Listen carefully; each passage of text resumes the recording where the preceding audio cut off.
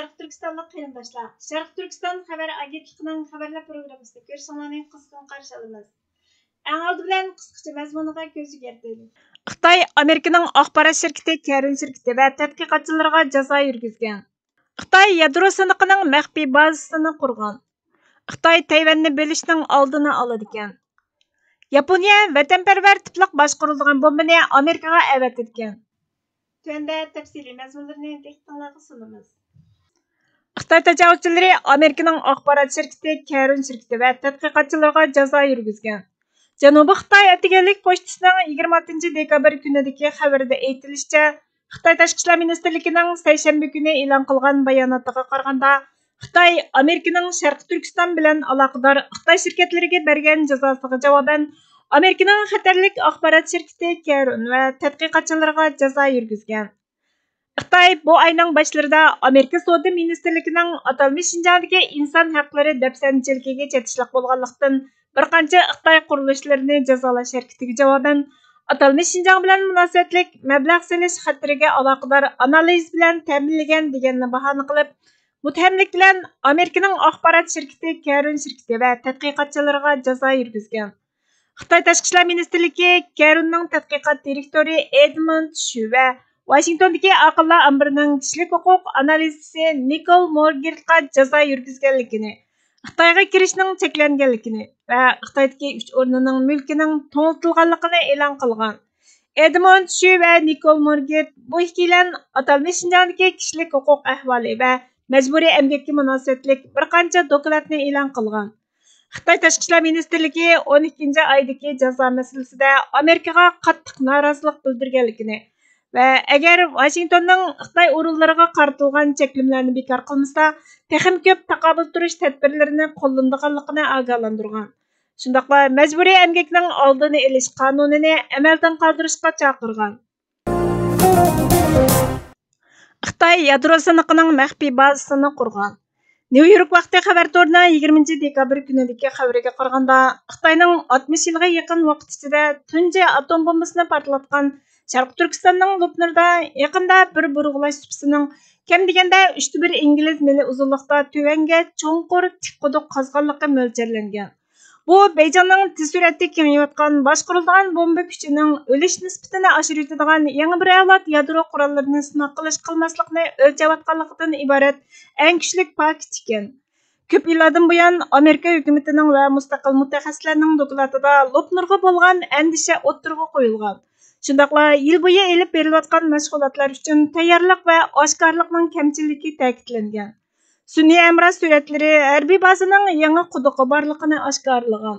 Bu quduqlar keng ko'lamlik yadro portlatishlarda ajallik radiatsiyaning o't oftini ulg'aytib kengaytiradigan alayligiga ega ekan.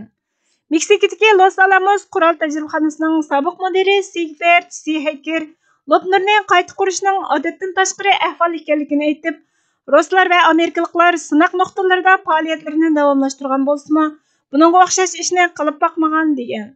Tahlilchilar Lubnardagi faoliyatning Xitoyning yadro aslahalarini keng ko'lamda zamoniylashtirish harakatining signali bo'lib, buning qurollanishini tezlatib, yangi davr atom raqobatini qo'zg'atadiganligini ogohlantirgan va Xitoyning bu harakatining dunyodagi atom kuchlari so'g'uq munosabatlar urushidan keyin yadro qurollari musobaqasini to'xtatish usuli sifatida boshqa yadro kuchlari bilan birlikda 1996 yili boshlatgan yer shariy sinoq cheklamasiga buzg'unchilik qiladiganligini aytgan.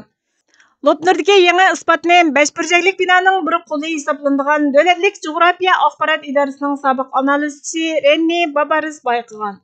U cho'nqur quduqlardagi portlashlar davlatning tez taraqqiy qilayotgan qurol-yarog' uskunalari uchun yangi tipdagi yadro qurollarini mukammallashtirish tirishchanligini tezlatishi mumkin degan.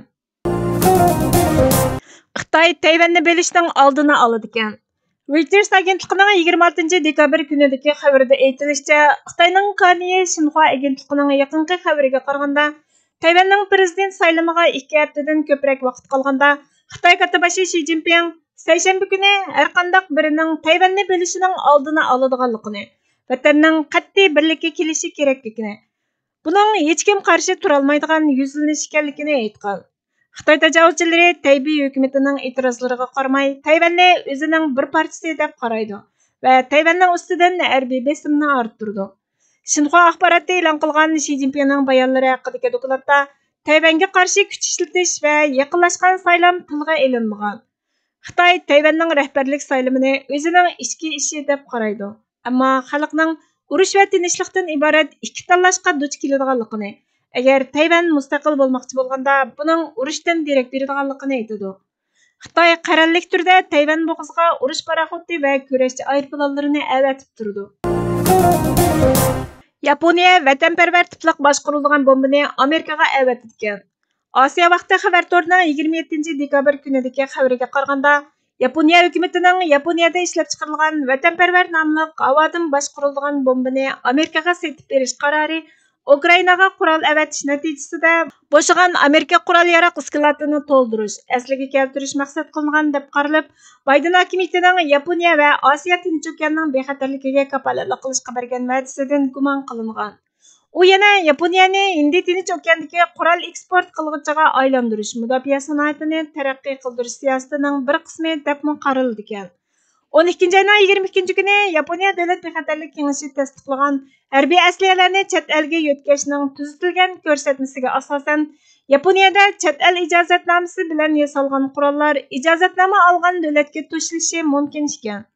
Mitsubishi ig'ir sanoat shirkati Raytheon va Lockheed Martinning ijozati bilan vatanparvar boshqarilgan bomba yasab berilgan.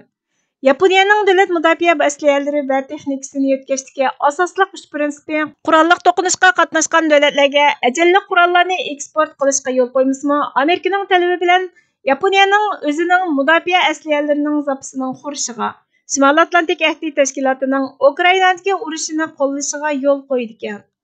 Xalqaro tinchlik Carnegie fondi jamiyatining peshqadam xizmatchisi Jennifer Kavanagh bu qarorni yiroqni ko'rolmaslik deb atagan. O ko'pincha bağlashlar Yaponiyaning Xitoyning hujumiga uchraganda havo armiya bazasini qo'g'dashga yetarlik o'zining havo mudofaasining yo'qligini ko'rsatib berdi. Pay chekini tuvalatish texmi cho'ng xatarga duch keladi degan. 2022 yili oktyabrda Yaponiya davlat mudofaa ministrligi Chaoshan bilan Xitoyning yoshirin tahdidiga taqobil turish uchun Yaponiyaning keraklik boshqarilgan bomba sonining oran 60% ekanligini e'lon qilgan. Yaponiyaning bosh kabinet katibi Yoshimasa Hayashi bunda qilishning Yaponiya Amerika ittifoqini texnik kuchaytirish jihatda muhim ahamiyatga ega ekanligini, Yaponiyaning bexatarligiga emas, balki texnik keng Hind Tinch okean rayonining tinchligi va muqimligiga tuhfa qo'shadiganligini aytgan.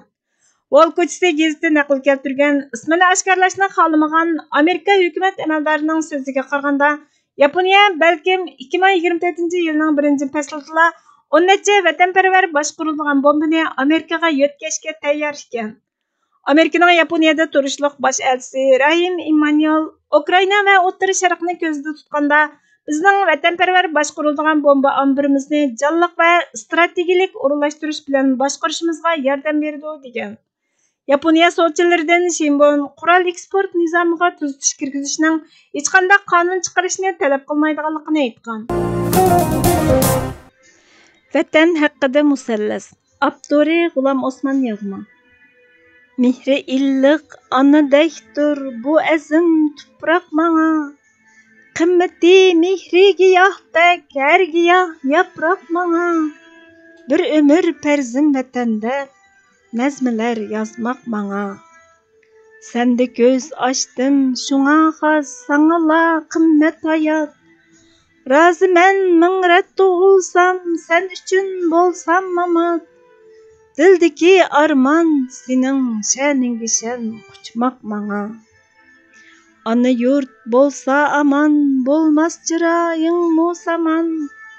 Jon tasadduq ayligayman tinchligiga men hamon.